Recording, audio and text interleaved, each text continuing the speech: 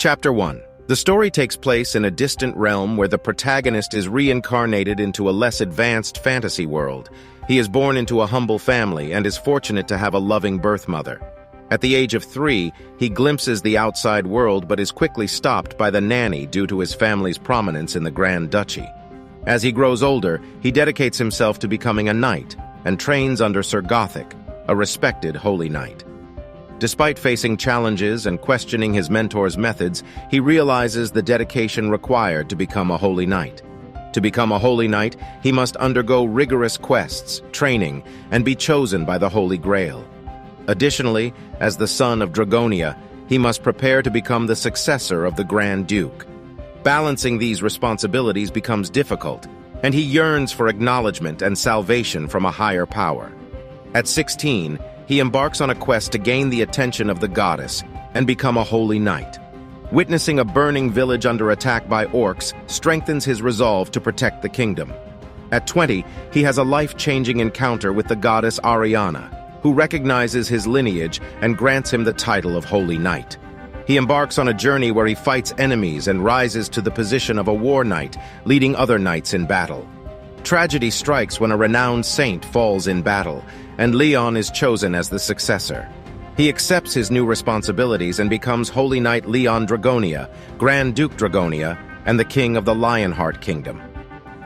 Facing wars against orcs and demons, and dealing with the Empire's questionable actions, Leon commands his knights to bring justice.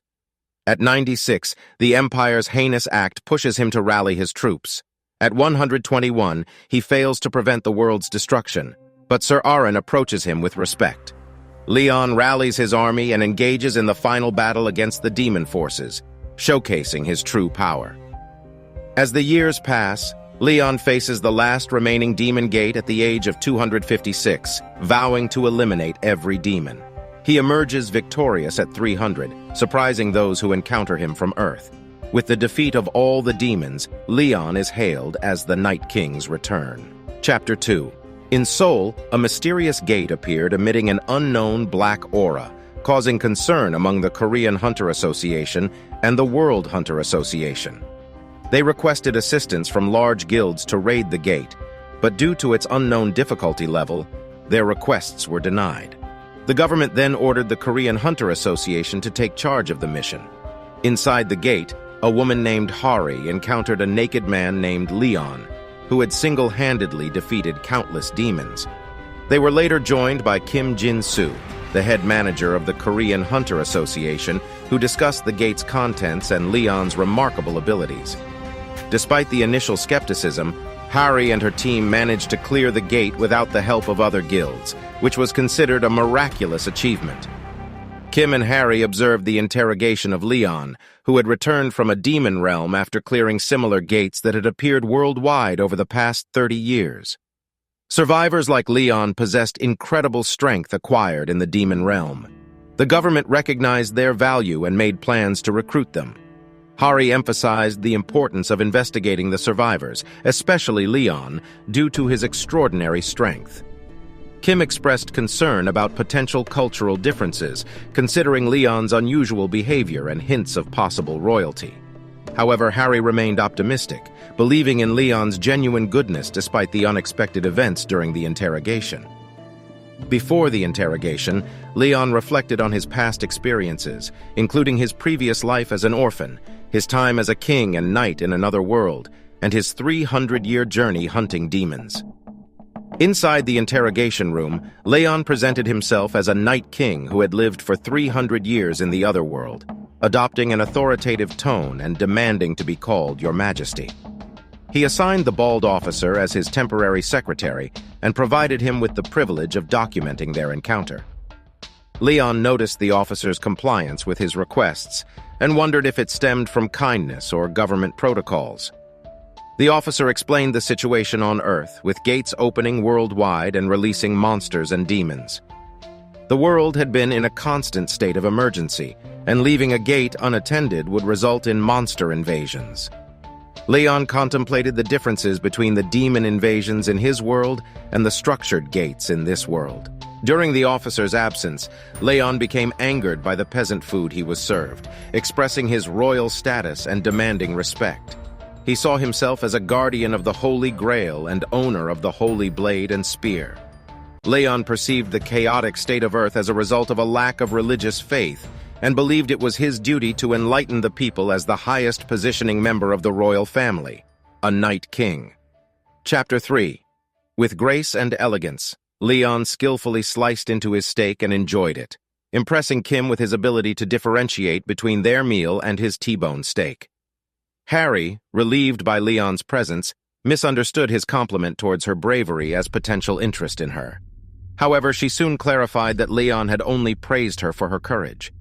In an attempt to apologize, Harry interrupted Leon's meal and was recognized by him as the swordsman from before.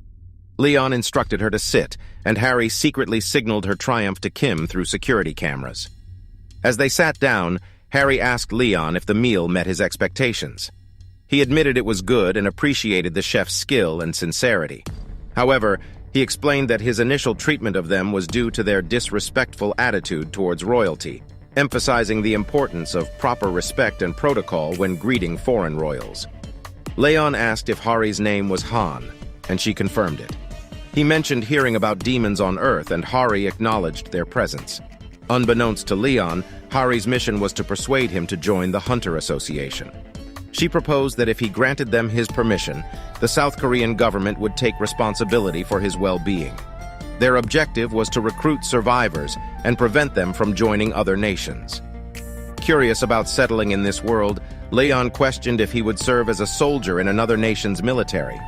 Harry hoped he would consider affiliating with their Hunters Association. However, Leon declared his intention to establish a new Knight's Order instead, surprising Harry.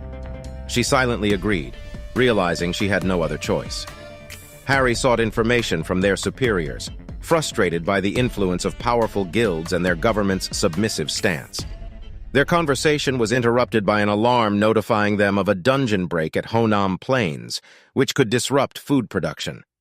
Harry suggested calling S-rank hunter Lee Yong-wan from the Phoenix Guild, but Kim suspected their ulterior motives. Leon, sensing the gravity of the situation, asked about someone named Demera and received a smile in response. Arriving at the dungeon gate location, Lee Yong-wan recognized Kim and Hari.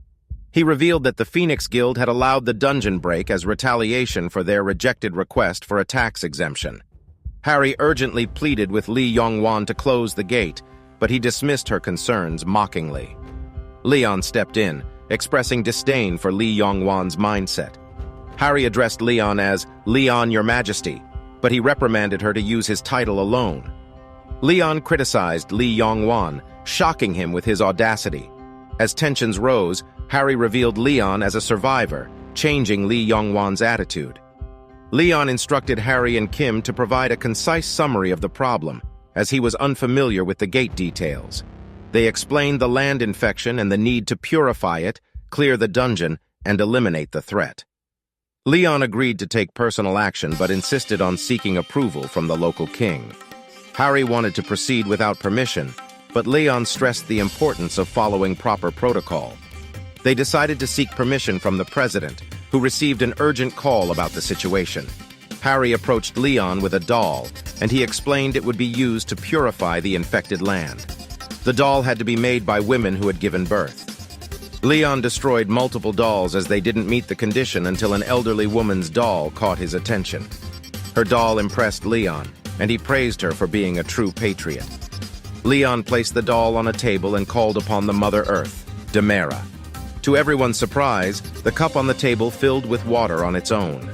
The water entered the doll, and a voice addressed Leon as Lionheart. It was Demera, the deity of life and abundance, acknowledging his presence and marking a significant event for the world. Chapter 4. Leon approached the divine being Demera, acknowledging the contamination in the land and expressing his concern for the presence of evil. He shared his plans to establish his authority as a conqueror and guide the ignorant towards a new pantheon on Earth. Impressed by his determination, Demera offered her assistance in healing and purifying the land. She declared Leon as the head of her temple and their champion, aiming to spread her divinity through him. As Demera used her divine power to heal the land, it emitted a golden glow, captivating everyone's attention. Leon emphasized the importance of witnessing and learning from this display of divinity, criticizing their ignorance. Li Yongwan expressed doubts about the safety of magically grown crops, but Leon dismissed his concerns, asserting that the crops were blessed by the goddess. To prove his point, Li Yongwan appointed an appraiser to examine the crops, and it was revealed that they were blessed rice, capable of curing diseases and enhancing stamina and mana recovery. Kim quickly cooked the rice and experienced its powerful effects. Harry made an accidental discovery that consuming a bug granted a buff, further confirming the land's blessings. Realizing the potential benefits, Kim ordered the team to gather bugs to enter the gate with full buffs, boosting their morale. Demera bid farewell to Leon and departed, leaving him with final words of wisdom. Leon shared his belief in the importance of divine power and questioned whether their world had any gods. With the soldiers replenished and their buffs in place, Leon declared their readiness to proceed to the gate. Li Yongwan, resentful of Leon, revealed that the gate had already been partially raided and warned of a powerful monster inside that couldn't be defeated through ordinary means. The dungeon break posed a severe threat to everyone's lives. Chapter 5. As they delved deeper into the dungeon, Leon expressed his curiosity about what typically happened to gates after completing quests or defeating bosses. He preferred the idea of facing bosses in one-on-one duels. Harry attempted to explain that bosses were usually fought as a group, but her explanation fell short. During their exploration, Leon noticed a lifeless skeleton, indicating the dungeon's abundance of monsters. Harry clarified that certain types of monsters, like skeletons and zombies, continuously respawned as long as the boss was alive. This led Leon to realize that they were in a boss dungeon controlled by a potential necromancer. Their conversation was interrupted by a system notification announcing the start of the dungeon break, warning of imminent death for all living beings inside the gate. They had 3 hours to defeat the commander knight, Dullahan, which created a sense of pressure and urgency among the group. Kim expressed anger at not being informed about the situation earlier and directed his frustration towards Li Yongwan. They soon encountered Dullahan, mounted on his horse with his detached head in hand, accompanied by a massive army of skeletons. They had 2 hours and 58 minutes to defeat him. Observing the overwhelming number of skeletons, the group discussed the distribution of potions, focusing on providing them to the higher-ranked members. Kim assessed the available archers and mages for the upcoming battle. Kim gave strategic orders, instructing snipers to target long-ranged enemies first, and individuals with shields to prevent the skeletons from advancing. As the skeletons closed in, Kim engaged in combat with them, surprised by their strength but confident in his abilities as a B-rank tank. Kim noticed that even the normal skeletons possessed advanced spells and diverted their attention towards himself to attract their attacks. Meanwhile, Dullahan confronted Kim directly. Kim managed to block Dullahan's sword strike with his shield, but was thrown back into a wall, creating a hole. Concerned for Kim's well-being, Harry called for assistance from the reserve forces, understanding their purpose to aid comrades in such situations. As other members tried to stall Dullahan, Kim marveled at the boss's swordsmanship and urged everyone to stop his advances.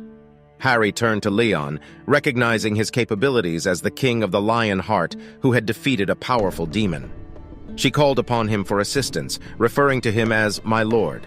However, Leon, considering a king's involvement in a small battle unnecessary, advised Harry to find her own path to honor and declined to intervene further out of respect for the goddess. Harry was taken aback by Leon's response and questioned his position. Determined, she realized they couldn't waste any more time and decided to focus on stopping Dullahan herself. Filled with determination, Harry instructed everyone to support Section Chief Kim and bravely charged towards Dullahan, who was surrounded by a horde of skeletons. Using a skeleton as a platform, she leaped towards Dullahan, attempting to strike him with her sword. However, Dullahan easily blocked her attack, leading Harry to understand the need to separate him from the other skeletons. In a surprising move, Dullahan threw his detached head to obstruct Harry's vision, momentarily disorienting her. Taking advantage of her vulnerability, he launched a punch, which she managed to block with her sword but was sent flying by the force. Despite this setback, Harry succeeded in separating Dullahan from the other skeletons. Closing the distance, Dullahan swung his greatsword at Harry, but she skillfully evaded the attack, impressed by her own range of skills. She retaliated with a strike that engulfed Dullahan and the surrounding skeletons in flames, dealing significant damage. Harry launched another attack, but Dullahan blocked it with the blunt side of his blade, leaving her trapped without an escape route.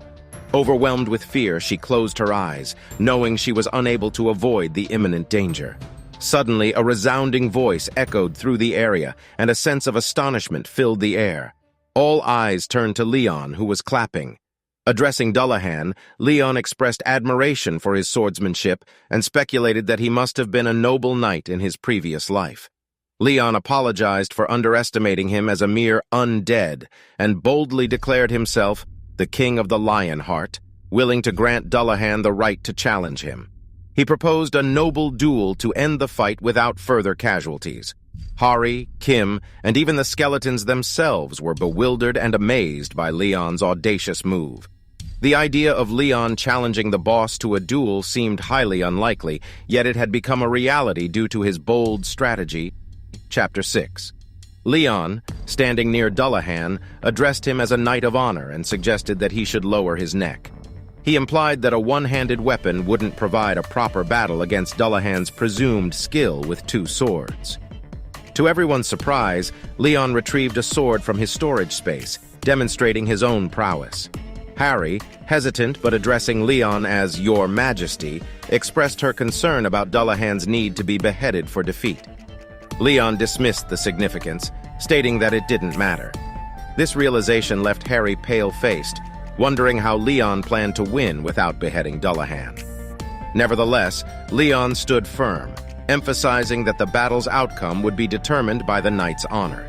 He introduced himself as the Archduke of Dragonia, the lion-hearted King of Lionheart, and the first knight of the Goddess of Light and Justice. Leon officially sanctioned Dullahan for the honorable challenge. Without further formalities, Dullahan attacked Leon with his heavy greatsword. Astonishingly, Leon effortlessly blocked the attack, maintaining his position. He redirected his sword, knocking Dullahan's greatsword aside. Leon's unwavering confidence and skill left the onlookers in awe. As Dullahan launched another assault, Leon skillfully blocked the attack yet again. Leon then uttered a single word filled with determination. Once. Despite Harry's concern, Leon remained composed and remarked that Dullahan's steps were too light. Harry, as the keenest observer, recognized Leon's technique and understood the intricacies of the battle. Leon swiftly adjusted the weight balance with a sword guard, executed a crosscut, and deflected Dullahan's attack with ease. Leon's skill and unwavering confidence led Dullahan to admire him. Dullahan desired a proper duel and to fight as a knight without relying on necromancy. He yearned to rekindle the days when he dueled honorable knights. Dullahan's greatsword slipped from his grasp, and Leon counted 10th. Leon praised Dullahan, noting the increasing precision of his swordsmanship. Dullahan acknowledged his return to his glorious days as an honorable knight. Dullahan knelt before Leon, holding his severed head high. He reflected on his battles without honor and found redemption in their duel.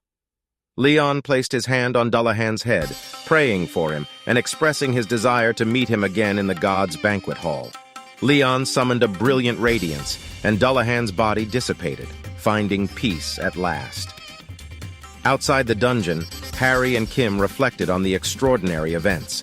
They were curious about the radiant light, and Leon explained that using divine power earlier would have meant Dullahan's end as a necromancer.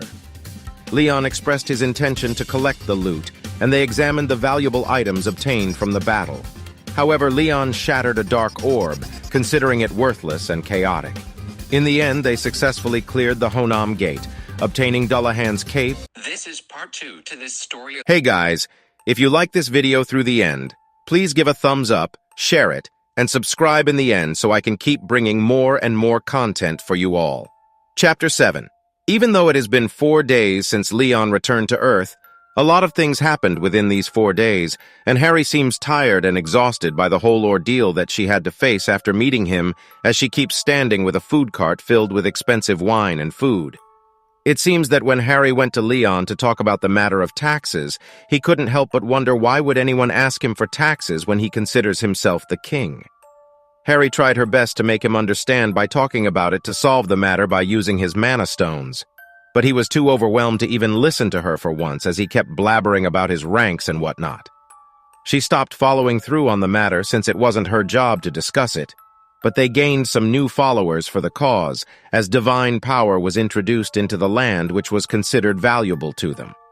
When the followers asked about the taxes to Leon, he claims that paying 90% of their yield will be their taxes, which was already too much for them at that moment.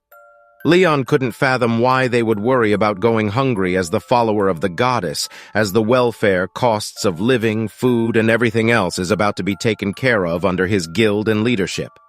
Harry decides to make them understand by showing the blessed rice, which has an insanely high appraisal value, as it was priced at 150,000,00001, which felt like too much for the followers even though they are blinded by the faith. Then another problem arises, which is Leon's own residence. As soon as he is introduced to his residence, he couldn't help but wonder how he could reside in the midst of a battlefield that he considers as filthy for not having a single piece of artwork inside the apartment. He makes continuous demands for a luxurious bed and a few servants who will always be on standby, and also an artwork that he could admire at any given time of the day. To solve that problem, Harry continues to search for 5-star hotels until 2 a.m. just to rent a suite room while she continues to grovel for forgiveness while calling him His Majesty. The rundown was completed after compromising to just have a painting or a ceramic piece on the room's display in the end, which brings the story to the present time. Harry brings food for Leon while Leon is chilling in a corner, drinking expensive wine as she is exhausted. But for some reason, Leon cares about her well-being and questions her if she has eaten already or not. He suggests she should not go around skipping meals as it would harm her health while she serves the expensive food she brought for Leon. Surprisingly, Leon suggests that she should take a seat as she was thinking of having a sandwich later for breakfast. She couldn't help but wonder if Leon is about to share his meal with her or something, so she decides to have a seat, being overwhelmed by the uncanny hospitality as she continues to sweat all over her forehead. Then all of a sudden, all of her dreams come crashing down on her as gets mad at her for not making sure to check if the ribs that are served to him are easy to eat or not. While she tries to clear up the misunderstanding by opening up to him, he makes it quite clear that he isn't about to share his food with someone like her, as she is just a normal citizen to him. Leon decides to ride the car in the busy street while he receives the news that all of his requests are about to be followed through to the end. It seems that the Hunter Association has made its decision to provide Leon with the support of funding and resettlement aid. But it gets disclosed that the place that he is about to have for him isn't as good as a palace, but the association is about to make sure that he is comfortable till the end, as he wished to be in a better place to admire art. But the good news to Leon doesn't feel like much, so he just admits anxiously that it is so considerate of the Hunter Association to make amends for him. Leon decides to create a mockery by claiming that he couldn't ask for too much as a guest, and he is about to leave that matter to Harry, as she is the one who looks after him in the end. Then Harry brings up the question of distributing the loot to Leon while staring at him in the back seat, while he once again anxiously advises her to take care of it herself. The topic makes Harry feel uncomfortable, and the anxiousness is wiped all over her face as she keeps staring at him for a while. Leon claims that he would be the one taking away the cape so the rest can be divided among everyone else, which Harry accepts without even questioning him for once.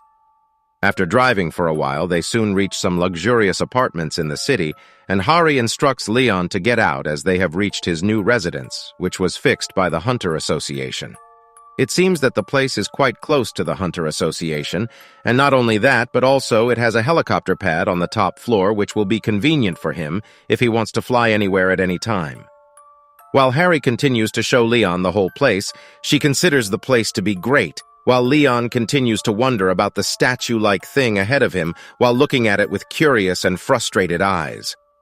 As Harry and Leon are about to enter the premise, both of them get greeted by some unknown figure, and it makes Harry double thinking about the whole setup, as the whole thing about Leon's residence would have been better off as a secret. Harry asks the man who he is, and he considers the whole thing a coincidence while introducing himself from the Dullahan group. This man is none other than the director of Dullahan's Food of the Future, Park Jong-chan. Even though the man is speaking about his identity proudly, Hari is sweating as she rethinks about the whole incident while uttering the group's name as Leon is cringing behind her. It seems that the Dullahan group is one of the top 3 chaebol groups within the whole nation, and to think that the director of such a group is waiting for them feels like a dream to Harry. The man then shifts his glance at Leon while calling him the name of the famous survivor, while Harry continues to contemplate the whole thing, knowing that the man knew about their presence beforehand. Park decides to have a handshake with Leon while greeting and uttering his full name, but Leon starts raging instantly while calling him a mere merchant who provides no value to him. Leon soon gets introduced into his residence, which is about to be settled for a year, according to the information given by the Hunter Association, and they are about to take care of everything for him in there. Harry felt like it was a relief, as the information regarding the survivors is top secret for now, since she barely knows about the intentions of Park Jong-chan, while Leon ignored him properly by avoiding his handshake. While Harry and Leon get inside Leon's newfound residence, Mr. Park continues to stand like he was lightning struck on a stormy night, leaving him shocked to the core.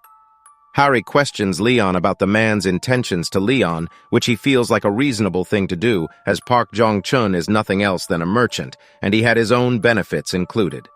Leon thinks that the man was pursuing profit as they now have the blessed rice in the Honam Plains, as the urgency made the situation quite clumsy, as the management of the information didn't go as well as it was planned. As the whole ordeal was revealed to the public, it created a mess everywhere, and the Hunters Association now is heavily involved and frustrated at the same time, leaving them with no options. When a streamer recorded the whole situation with his phone, the association requested that man delete the video for safety reasons.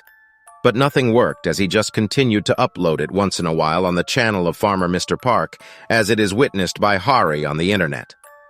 Also, Park Jong-chun was frustrated by the whole situation, calling Leon an arrogant savage for ignoring his greeting, and he even decided to go through the plans of checking out the effect of the blessed rice E. His scientist claims that it is indeed real, but he has his fair share of doubts since it was only tested on rats instead of testing it on humans. But it seems that they have already sent men to research more about it in order to obtain more information about it, where their men witnessed a dying dog recovering suddenly. Not only that, but also, people with chronic inflammation and sinus infections immediately felt better after having a mere portion of the rice, while the others were cured of all kinds of minor and major diseases throughout the village. Even though they haven't gotten any kind of data regarding testing the rice on humans, the effects are reflected everywhere in the village where the farmers are cultivating the rice in their lands. Mr. Park has an evil smirk on his face while considering all the facts, knowing that the rice truly works. But he is still having chills about Leon, who is about to make the whole scene quite problematic for him, as he has already rejected his greeting. The chances of acting friendly in the future get less and less as time passes, which leaves him with no opportunity to make it in his favor. He dared to call him a mere merchant, even though his industry belongs at the top of the leaderboard in the whole country. Park's assistant claims that they are the ones who should have their hands on the rice, as the power of that rice is limitless as it seems, which feels reasonable to him. And he thinks that maybe meeting Leon once again is about to get the situation better for him, as he is aware of the whole situation. Even though Park is trying to calm himself down while considering the business, he couldn't help but wonder how someone like Leon was looking down at them, as if he was some sort of savage looking for help from him. Park is fired up by the whole ordeal as Leon decided to act rude to someone like him just because of that rice. He thinks of finding ways to get back at Leon as he has messed with the wrong enemy, while considering him like the other survivors without knowing Leon's whole potential, as he has never seen him in action before. Little did he know what Leon did, and there isn't a single survivor like him who could compete with him in the whole association. Park seems ready to go as far as he needs to get back at Leon, and after thinking for a while, he thinks of some way which will let him get his revenge. Park thinks of overpowering Leon with heavy culture shock while calling him a savage as he thinks that he will be able to get Leon under his feet with his mischievous actions. Thanks for staying with us this whole time. This will be all for today, and if you want to support the channel just like Harry by becoming our supporting companion, think of the channel as Leon, the king himself. Comment whether you want the next part of the story and check out my other videos on the channel as well in the meantime. See you again. Until then, see you next time.